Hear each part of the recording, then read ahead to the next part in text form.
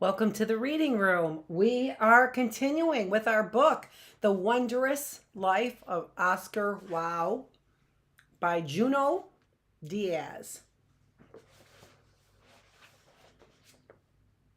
So, the last days of the Republic. Remember, they ended up with something we didn't understand?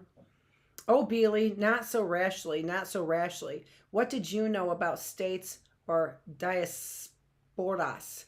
What did you know about Nueva Yole or unheated old law tenements or children whose self-hate short-circuited their minds? What did you know, madame, about immigration? Don't laugh, mi negrita, for your world is about to be changed utterly. Yes, a terrible beauty is, etc., etc. Take it from me. You laugh because you've been ransacked to the limit of your soul, because your lover betrayed you almost into death, because your first son was never born. You laugh because you have no front teeth, and you've sworn never to smile again. I wish I could say different, but I've got it right here on tape. La Inca told you you had to leave this country, and you laughed. End of story. The last days of the Republic. She would remember little of the final months beyond her anguish and her despair and her desire to see the gangster dead. She was in the grips of the darkness, passed through her days like a shade passes through her life.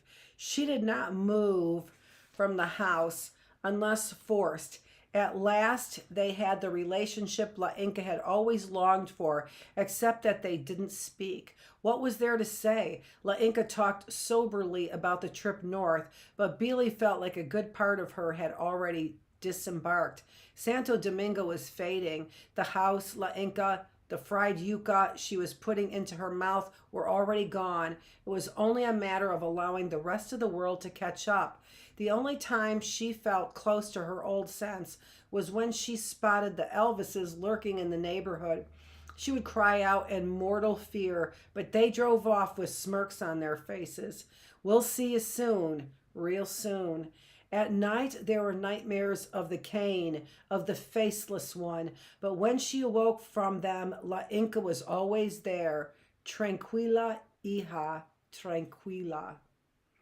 Regarding the Elvises, what stayed their hand? Perhaps it was the fear of retribution now that Trujillo had fallen. Perhaps it was La Inca's power. Perhaps it was that force from the future reaching back to protect the third and final daughter.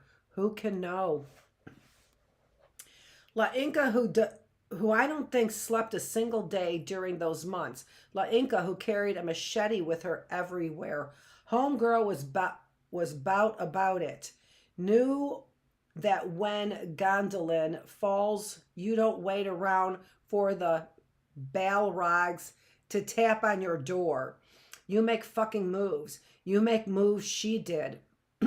Papers were assembled. Palms were greased and permissions secured. And another time it would have been impossible. But with El Jefe dead and the Plantano curtain shattered, all manner of escapes were now possible.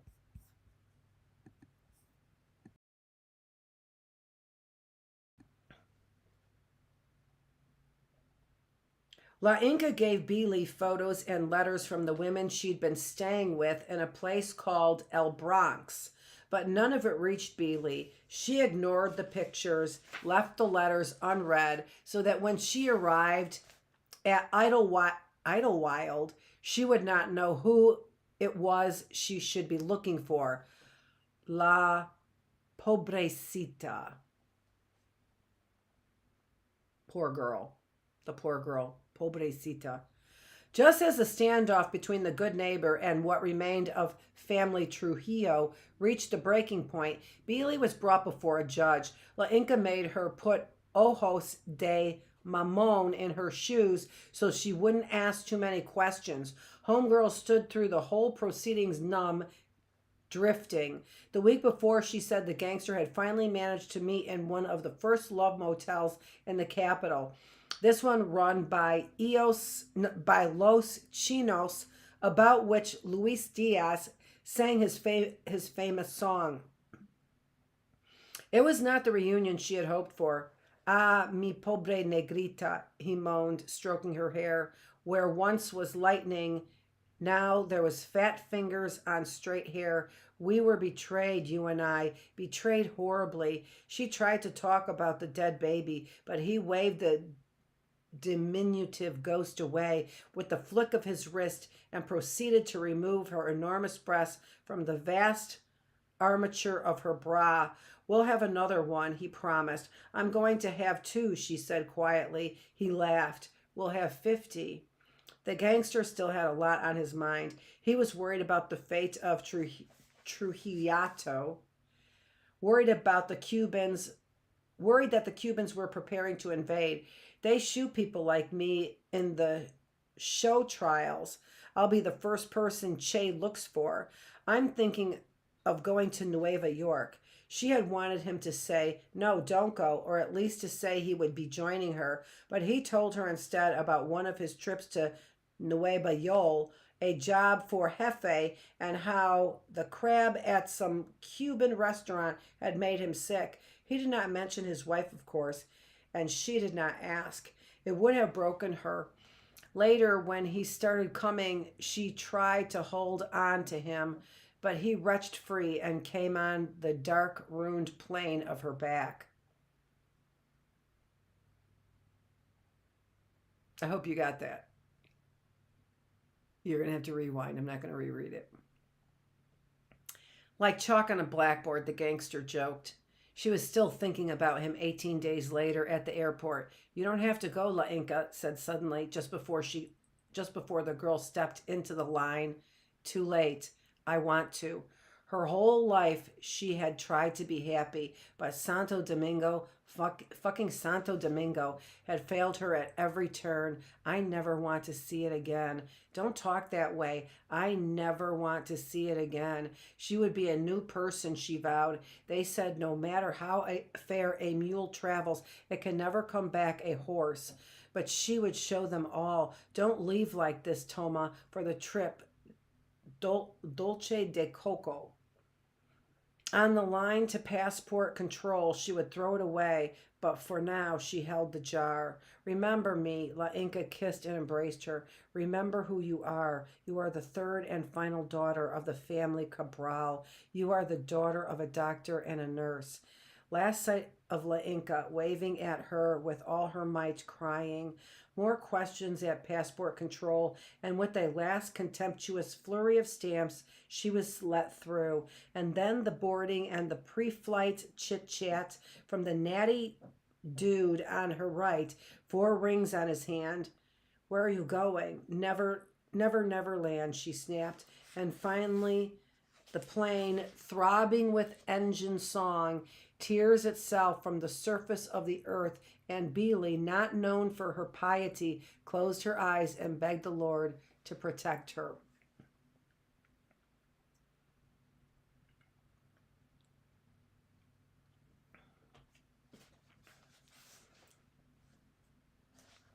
Poor Beely, almost until the last, she half believed that the gangster was going to appear and save her. That's a woman for you. I'm sorry, mi negrita. I'm so sorry. I should never have let you go. She was still big on dreams of rescue. She had looked for him everywhere, on the ride to the airport, in the faces of the officials checking passports, even when the plane was boarding, and finally, for an irrational moment, she thought he would emerge from the cockpit in a clean-pressed captain's uniform. I tricked you, didn't I? But the gangster never appeared again in the flesh, only in her dreams. On the plane, there were other first waivers, many waters waiting to become a river. Here she is, closer now to the mother we will need her to be if we want Oscar and Lola to be born. She is 16, and her skin is the darkness before the black, the plum of the day's last light, her breasts like sunsets trapped beneath her skin.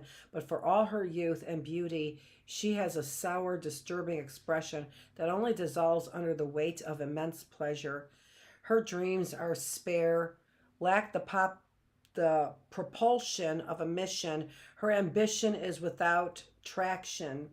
Her fiercest hope that she will find a man. What she doesn't know, the cold, the back-breaking drudgery of the factorias, the loneliness of diaspora, that she will never again live in Santo Domingo, her own heart. What else she doesn't know? That the man next to her would end up being her husband and the father of her 2 children, that after 2 years together, he would leave her, her third and final heartbreak, and she would never love again. She awakened just as in her dreams some ciegos were boarding a bus begging for money, a dream from her lost days.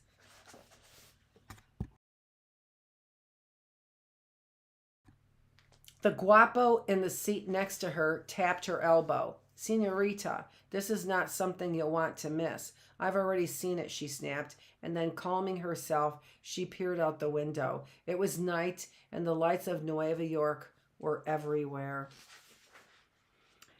What time is it here? You know what I think I'm going to do is keep going, because this is a longer book and we've been reading longer. So we are on chapter 4. Sentimental Education, chapter 4.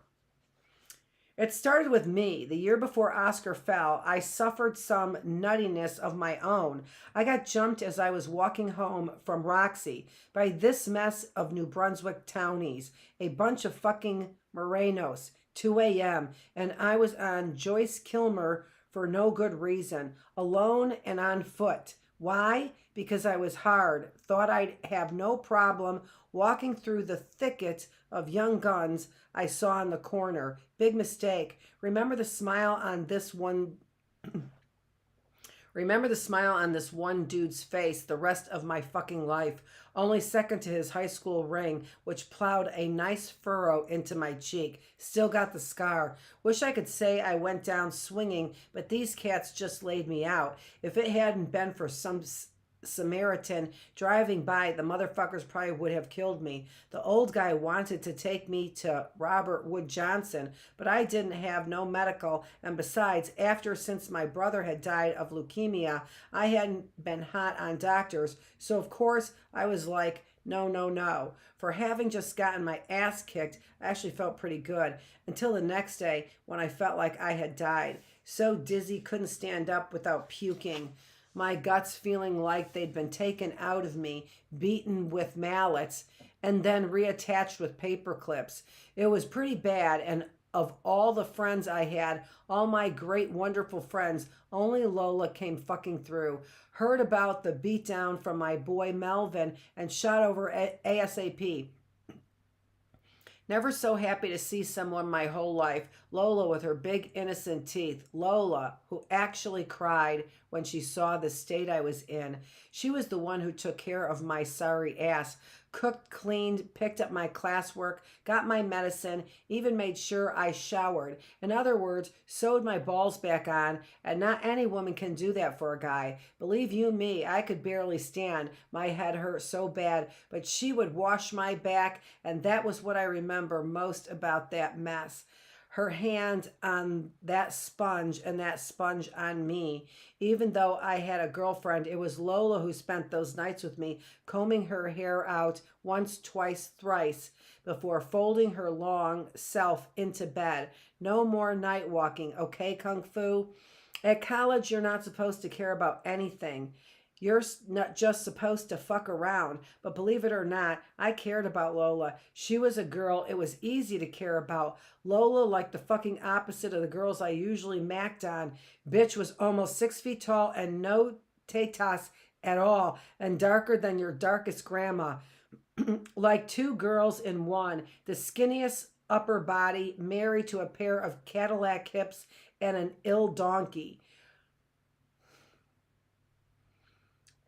One of those overachiever chicks who run all the organizations in college and wear suits to meetings, was the president of her sorority, the head of SALSA, S-A-L-S-A, and co-chair of Take Back the Night, spoke perfect stuck-up Spanish.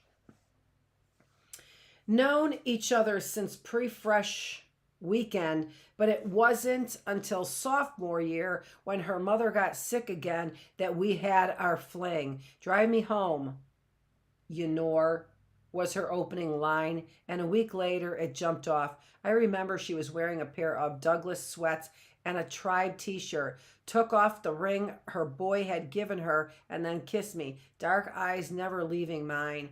You have great lips, she said. How do you forget a girl like that? Only 3 fucking nights before she got all guilty about the boyfriend and put an end to it. And when Lola puts an end to something, she puts an end to it hard. Even those nights after I got jumped, she wouldn't let me steal on her ass for nothing. So you can sleep in my bed, but you can't sleep with me. Yo soy prieta, Uni. Yo soy prieta, Uni, she said, pero no soy bruta. Knew exactly what kind of sucio I was. 2 days after we broke up, saw me hitting on one of her line sisters and turned her long back on me. Point is, when her brother lapsed into that killer depression at the end of sophomore year, drank 2 bottles of 151 because some girl dissed him, almost fucking killing himself and his sick mother in the process, who do you think stepped in? Me. Surprised the shit out of Lola when I said I'd live with him the next year. Keep an eye on the fucking dork for you. After the suicide drama, nobody in Demarest wanted to room with homeboy. Was going to have to spend junior year by himself. No Lola either, because she was slotted to go abroad to Spain for that year. Her big fucking dream finally come true, and she was worried shitless about him. Knocked Lola for a loop when I said I'd do it, but it almost killed her dad when I actually did it. Move in with him in fucking Demarest, home of all the weirdos and losers and freaks and fembots. Me, a guy who could bench 340 pounds, who used to call Demarest Homo Hall like it was nothing, who never met a little white artist freak he didn't want to smack around. Put in my application for a writing section, and by the beginning of September, there we were, me and Oscar, together. I like to play it up, a complete philanthropy, but that's not exactly true. Sure, I wanted to help Lola out, watch out for her crazy-ass brother, knew he was the only thing she really loved in this world, but I was also taking care of my own dream self. That year, I'd pulled what was probably the lowest number, or taking care of my own damn self. That year, I'd pull what was probably the lowest number in the history of the housing lottery, was officially the last name on the waiting list, which meant my chances for university housing were zilch to none, which meant that my broken ass was either going to have to live at home or on the street, which meant that Demarest, for all its freaky, and Oscar, for all his unhappiness, didn't seem like so bad an option. Demarest for all its freakery. It's not like he was a complete stranger. I mean, he was the brother of a girl I'd shadow fucked. Saw him on campus with her those first couple of years. Hard to believe he and Lola were related. Me, apocalypse, he cracked. She knew genius. Unlike me, who would have hidden from a Caliban like that, she loved the dork, invited him to parties and to her rallies, holding up signs, handing out flyers, her fat ass assistant. To say I'd never in my life met a Dominican like him would be to put it mildly. Hail, dog of God, was how he welcomed me my first day in Demarest. Took a week before I figured out what the hell he meant. God, Domini, dog, canis. Hail, Dominicanus.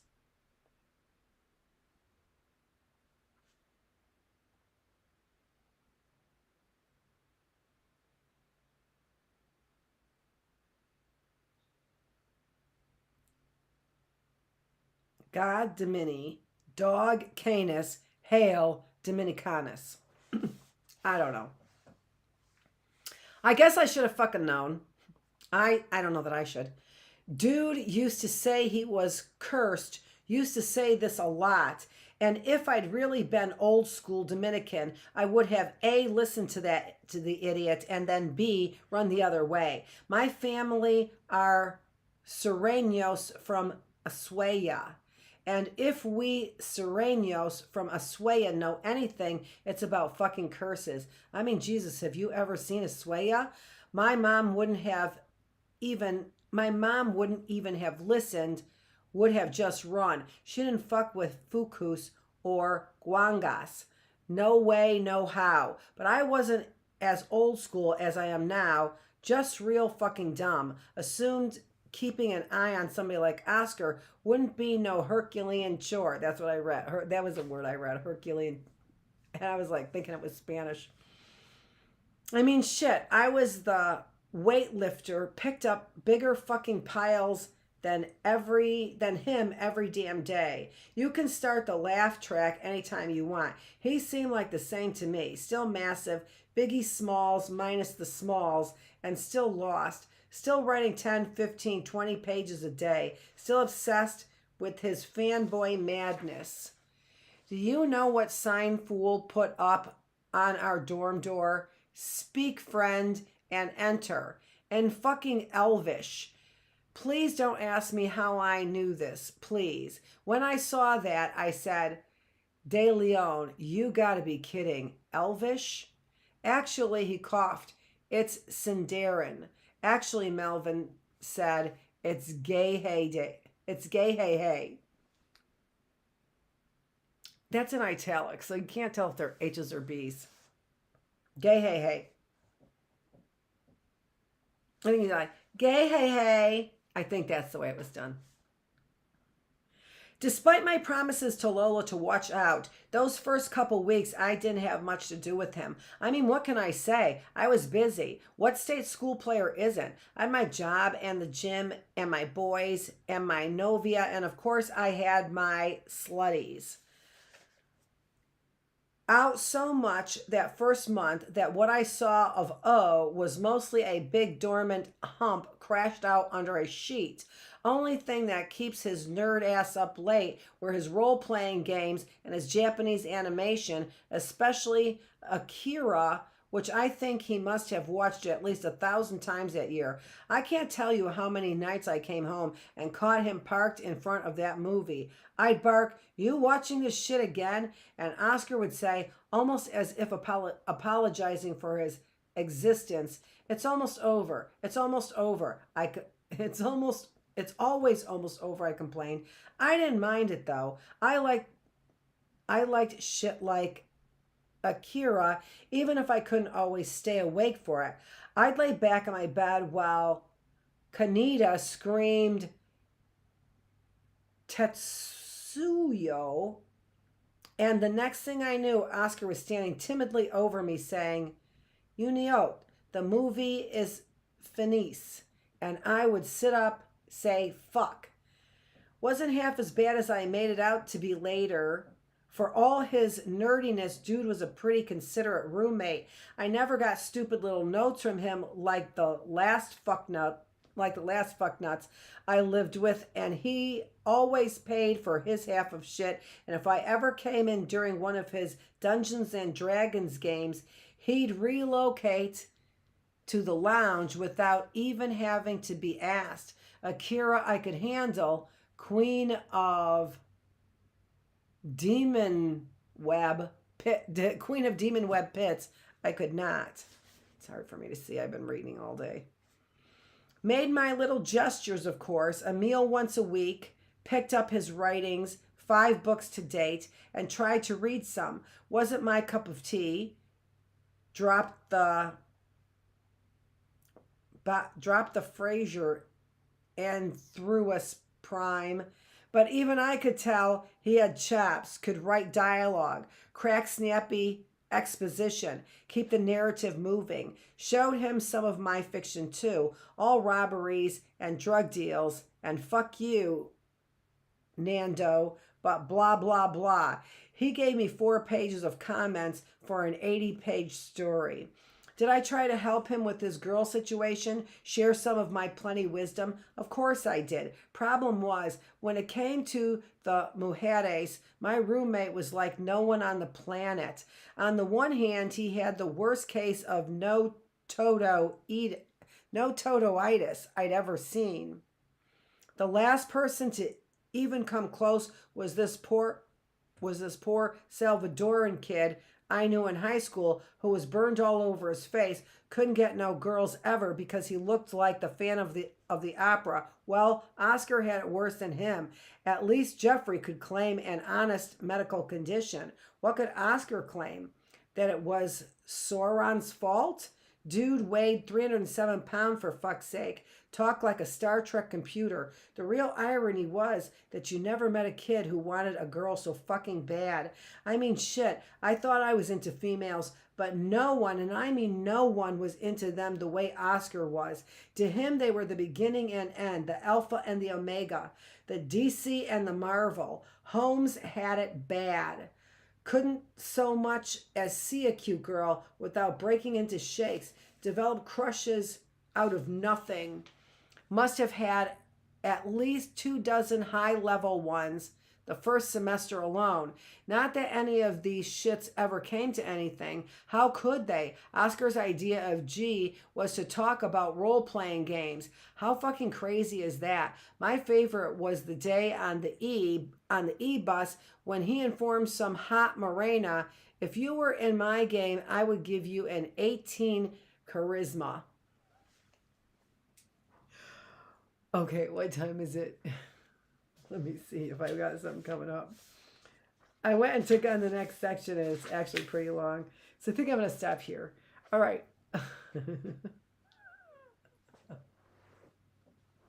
Being a teacher, the thing that's so funny to me about that is, you know, you always know students in your classes who would do exactly the same thing. Like, oh, if you were in my game, I would give you an 18 charisma. Oh, this is Dr. Annette Feravich. I'm the teacher. Thanks for joining me here in the reading room. We are on the book and have been for a while now, but we're making progress on the book. What was that?